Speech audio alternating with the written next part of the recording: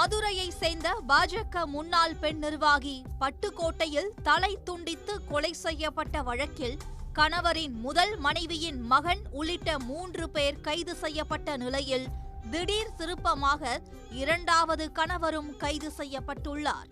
இரண்டாவது கணவரே கொலைக்கு மூளையாக செயல்பட்டாரா?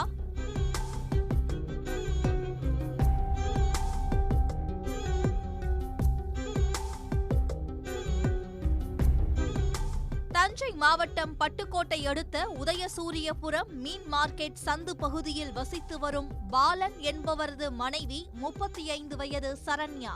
பாலனும் சரண்யாவும் உதயசூரியபுரம் கடைத்தெருவில் டிராவல்ஸ் மற்றும் ஜெராக்ஸ் கடை நடத்தி வந்தனர். நேற்று முன்தினம் இரவு பாலன் மற்றும் சரண்யாவின் மகன்கள் கடையை பூட்டிவிட்டு இருசக்கர வாகனத்தில் வீட்டிற்கு சென்றுள்ளனர். சரண்யா கடையை பூட்டிவிட்டு கடையில் இருந்து 1 கிலோமீட்டர் தொலைவில் உள்ள வீட்டிற்கு கடையில் பணியாற்றும் துர்கா மற்றும் அவரது கணவர் பார்த்திபன் உடன் நடந்து சென்றுள்ளார்.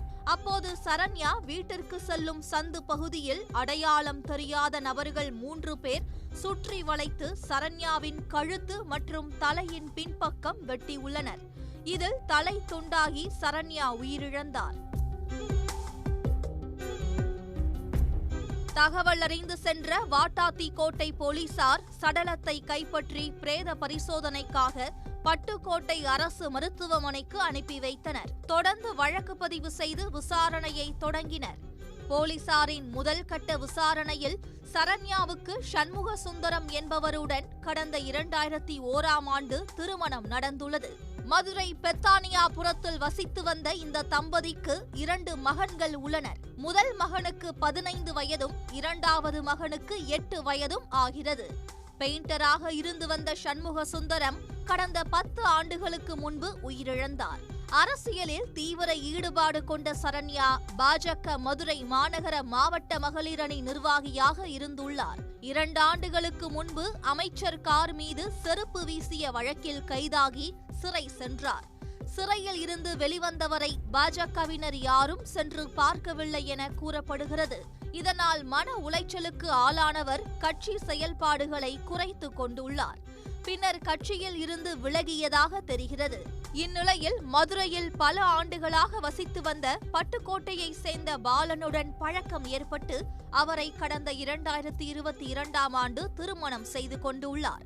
9 மாதத்திற்கு முன்பு மதுரையில் இருந்து தனது சொந்த ஊரான பட்டுக்கோட்டைக்கு சரண்யா அவரது 2 மகன்கள் அவரது தந்தை முத்துகிருஷ்ணன் ஆகியோரை அழைத்துக் கொண்டு பாலன் சென்றுள்ளார்.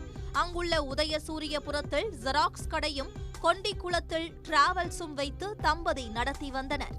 பாலனின் முதல் மனைவி ராஜிக்கு 19 வயதில் கபிலன் என்ற மகனும் ஒரு மகளும் உள்ளனர். அவர்கள் மதுரை மேலூரில் வசித்து வருகின்றனர். இதில் கபிலன் மதுரையிலும் மகள் திருச்சியிலும் படித்து வருகின்றனர். பாலன் சரண்யாவை 2வது திருமணம் செய்ததாலும் பாலனின் சொத்துக்களை முதல் மனைவியின் வாரிசுகளுக்கு கொடுக்க சரண்யா எதிர்ப்பு தெரிவித்து வந்ததாலும் முதல் மனைவி குடும்பத்தினர் ஆத்திரத்தில் இருந்துள்ளனர். இந்த நிலையில் நேற்று இரவு கடையை மூடிவிட்டு நடந்து சென்று கொண்டிருந்த சரண்யாவை வழிமறித்த பாலனின் முதல் மனைவியின் மகன் கபிலன், அவரது நண்பர்கள் 20 வயது பார்த்திபன், 24 வயது குகன் ஆகியோர் சரமாரியாக வெட்டிவிட்டு தப்பியது தெரிய வந்தது. அவர்களை போலீசார் தேடி வந்த நிலையில் மதுரையில் சரணடைந்தனர்.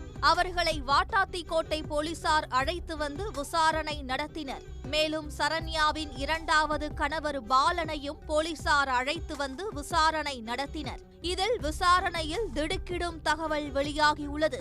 பாலன் தனது சொந்த ஊரான பட்டுக்கோட்டை அடுத்த கழுகுப்புலி காட்டில் 43 லட்சம் ரூபாய் மதிப்பில் இடம் ஒன்று வாங்கியுள்ளார்.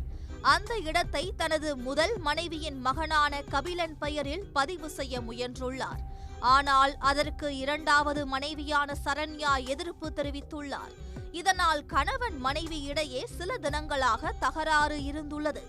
இந்த நிலையில் கொலை நடப்பதற்கு முன்னர் கபிலனை மதுரையில் இருந்து வரவைத்து பார்த்திபன் என்பவரது வீட்டில் பாலன் தான் தங்க வைத்ததும் போலீசாரின் விசாரணையில் தெரிய வந்துள்ளது. இதையடுத்து பாலனையும் விசாரணைக்கு பிறகு போலீசார் கைது செய்துள்ளனர்.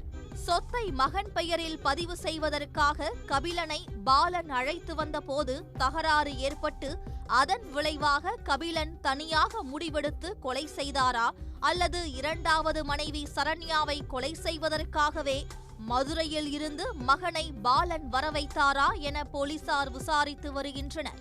மதுரை பாஜக முன்னாள் நிர்வாகியான இளம்பெண் பட்டுக்கோட்டையில் தலை துண்டித்து கொலை செய்யப்பட்ட சம்பவத்தில் கணவரின் முதல் மனைவியின் மகன் கைதான நிலையில் இரண்டாவது கணவரும் கைதான சம்பவம் மேலும் பரபரப்பை ஏற்படுத்தியுள்ளது.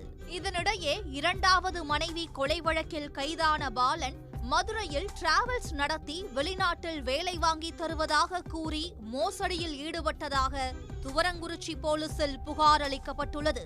திருச்சி மாவட்டம் மணப்பாறை அடுத்த துவரங்குறிச்சி அருகே உள்ள லிங்கம்பட்டியை சேர்ந்தவர் 30 வயது மதியழகன். கூலி தொழிலாளியான இவர் வேலைக்காக வெளிநாடு செல்ல முயற்சி செய்துள்ளார். கடந்த 2023ஆம் ஆண்டு மதுரை மாவட்டம் மேலூரில் டிராவல்ஸ் நடத்தி வந்த பாலனிடம் 2 லட்சம் ரூபாய் கொடுத்துள்ளார். அப்போது பாலன் பாஜகவின் பொருளாதார பிரிவு மாநில செயலாளராக இருப்பதாக கூறி வந்துள்ளார். அதன் பிறகு மதுரையில் அலுவலகத்தை காலி செய்துவிட்டு தலைமறைவாகிவிட்டார்.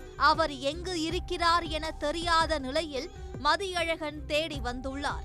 கடந்த 2 நாட்களுக்கு முன்பு பட்டுக்கோட்டையில் அவரது இரண்டாவது மனைவி சரண்யா கொலை செய்யப்பட்ட நிலையில் பாலன் இருப்பிடம் அறிந்த மதியழகன் தனது பணத்தையும் பாஸ்போர்ட்டையும் மீட்டு தரக்கோரி துவரங்குறிச்சி போலீசில் புகார் அளித்துள்ளார்.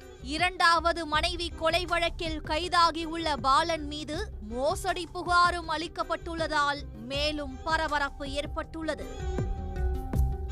உடனுக்குடன் செய்திகளை தெரிந்து கொள்ள சன் நியூஸ் பெல் ஐகானை கிளிக் பண்ணுங்க.